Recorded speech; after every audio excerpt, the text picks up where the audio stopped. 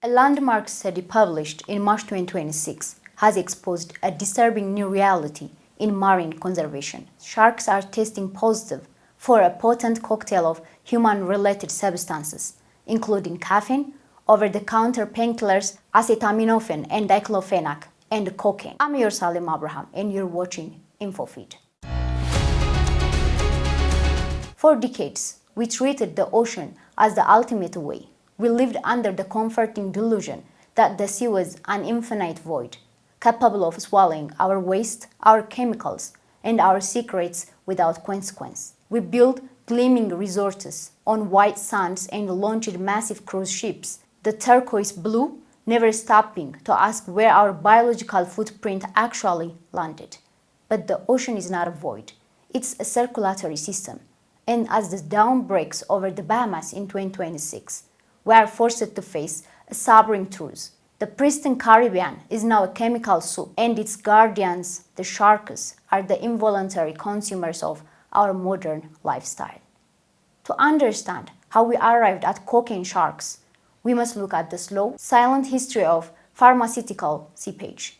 It began in the late 20th century with the feminized fish of the 1990s, where synthetic hormones from birth control pills survived wastewater treatment and began altering the biology of river species. By the 2010s, we moved into the era of anxious ocean, as antidepressants like Prozac were detected in coastal waters, stripping prey fish of their natural fear and making them easy targets for predators. But the 2026 Bahamas study has taken the narrative to a darker, more complex level. It proves that the delusion we once relied on has failed.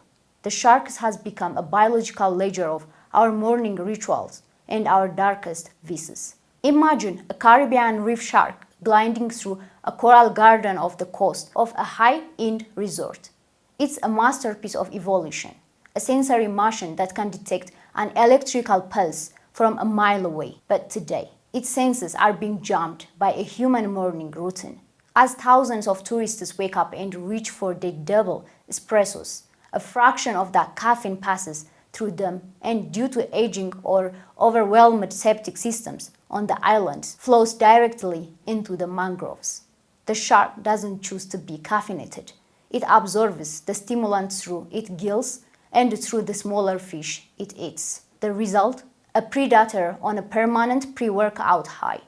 Researchers found these sharks exhibit elevated metabolic markers, their heart is racing and their energy reserves depleting in a state of artificial hyperactivity. They are burning fuel they don't have, driven by a chemical they never evolved to process. Then, there is a headline-grabbing reality of cocaine. The Bahamas sits on the front line of a multi-billion-dollar. When go-fast boats are chased by the Coast Guard, bales of white powder bricks are often jettisoned into the sea. To a curious shark, a floating white package looks like a potential meal. It bites, it investigates, and it absorbs. In the blood samples of these sharks, researchers found not just trace amounts, but significant concentrations of cocaine and its metabolites. We are looking at an apex predator, the manager of the reef's hulls, whose brain is being flooded with dopamine-mimicking stimulants. A shark on cocaine is not a movie monster. It's a focused, biologically stressed animal whose ancient predatory drive has been hijacked by a human narco highway. The tragedy of this study is not the presence of the drugs, but the damage they leave behind.